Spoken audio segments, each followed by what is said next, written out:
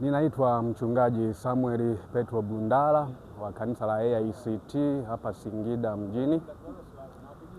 Kama tunavyofahamu ndugu wa Tanzania ya kwamba tarehe 29 nchi yetu itakuwa na uchaguzi mkuu wa kuchagua madiwani, wabunge na rais wa Jamhuri ya Muungano wa Tanzania. Wito wangu ni waombe mambo mawili makuu yafuatayo. Jambo la kwanza, wananchi wote tarehe 29 tujitokeze asubuhi na mapema kuelekea kwenye vituo vya kupigia kura ili kwenda kuitumia haki yetu ya kikatiba kuchagua viongozi watakaotuongoza kwa awamu inayofuata.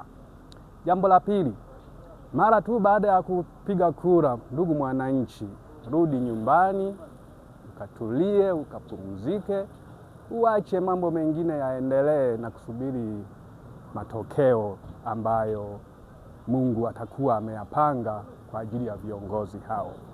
Asanteni sana kwa kunisikiliza. Mungu awabariki.